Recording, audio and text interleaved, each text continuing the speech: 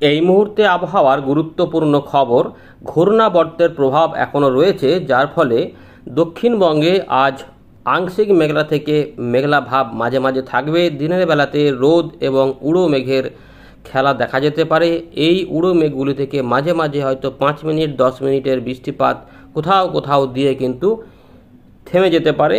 এই রকমভাবেই থাকবে, অর্থাৎ পরিষ্কার আকাশের মধ্যেই মাঝে মাঝে মেঘলা আকাশ থাকবে, হাওয়া থাকবে। এইরকম ব্যাপারটা থাকছে। ঘূর্ণাবর্তর যে বিষয়টা সেটা হচ্ছে যে একটু দক্ষিণ পশ্চিম দিকে যাওয়ার চেষ্টা করবে, যার ফলে এই দিকেই দেখবেন যে সব কিছু যাচ্ছে। এই মেঘগুলির গতিপথ দেখলেই বুঝবেন যেগুলো যে দক্ষিণ পশ্চিম দিকে দিকে যাওয়ার সম্ভাবনা।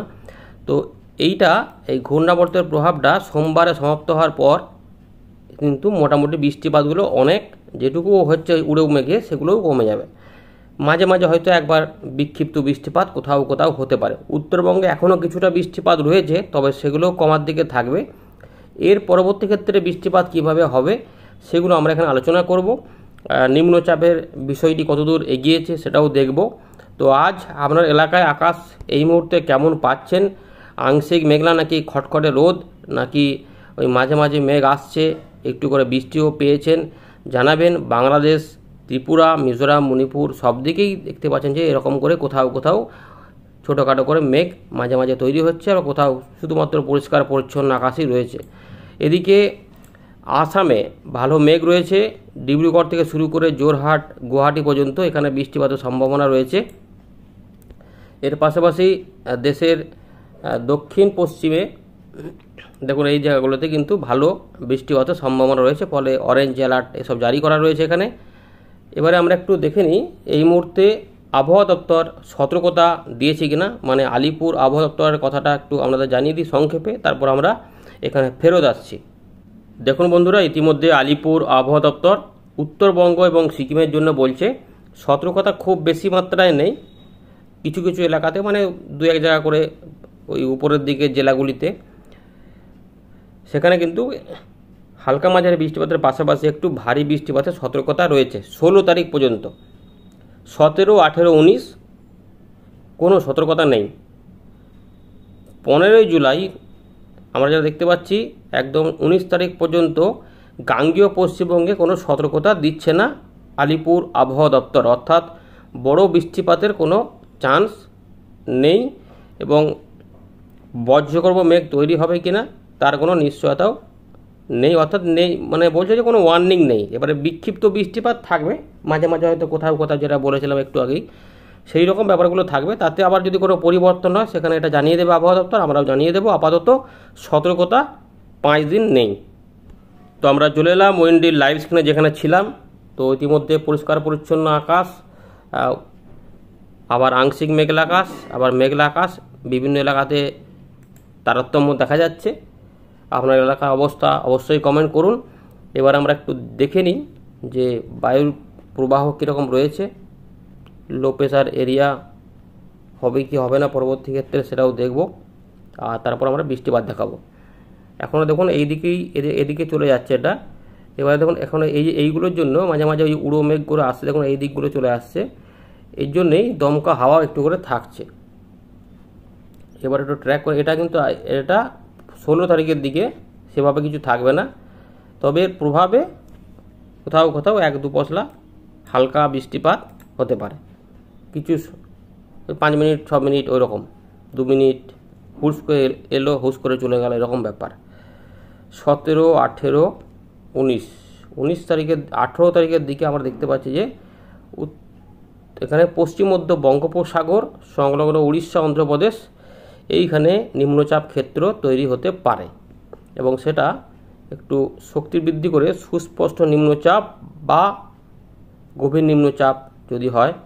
সুস্পষ্ট নিম্নচাপ ধরে এগোনোই ভালো, তবে শক্তি বৃদ্ধির ইঙ্গিত আছে। তাই যদি এটা গভীর নিম্নচাপ হয় তাহলে এইটার গতিবেগ দেখুন এখানে মোটামুটি 80-82 চান্স কিন্তু এখনও আছে। 19-20 তারিখের দিকে এটা উড়িষ্যাতে প্রবেশ করছে,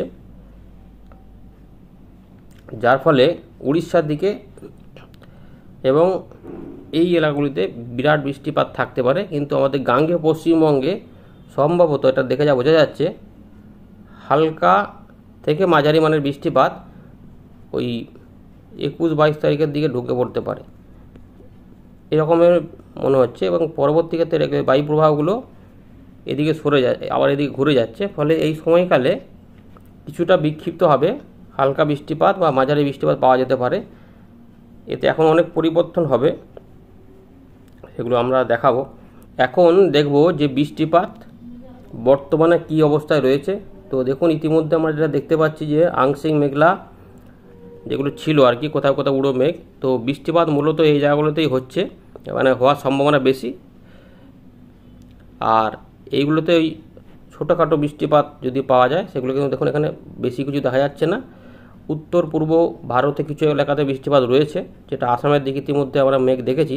রাতের দিকে উত্তরবঙ্গে একটু মাঝারি ভারী বৃষ্টিপাত থাকতে পারে, দু এক জায়গায় বিক্ষিপ্ত ভারী। এই পুরো এলাকাটাতে বৃষ্টিপাত থাকবে। বিহার, উত্তর দিনাজপুর আর উত্তরবঙ্গের 5টি জেলা আর আসামের উপরভাগ ডিব্রুগড় পর্যন্ত, বাকি এগুলোতে একটু কমের দিকে রয়েছে।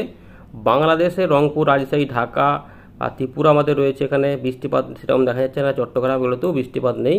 কলকাতা, হাওড়া, হুগলি, 24 পরগনা দেখুন সেভাবে কিছু নেই। কোথাও কোথাও একটু হয়তো সামান্য যদি কোথাও ছোটো ছোটো মেঘে হয় সেটা আলাদা কথা, নাহলে কিন্তু উল্লেখযোগ্যভাবে বৃষ্টিপাত নেই। কোনো সময় একটু মেঘ এসে সেটা 15 তারিখের মধ্যে যদি কিছু দেয় সেটাই ব্যাপার রয়েছে। 16 তারিখে দুপুরের দিকে একবার দেখব। 16 তারিখে একটা চান্স রয়েছে হালকা বৃষ্টিপাত,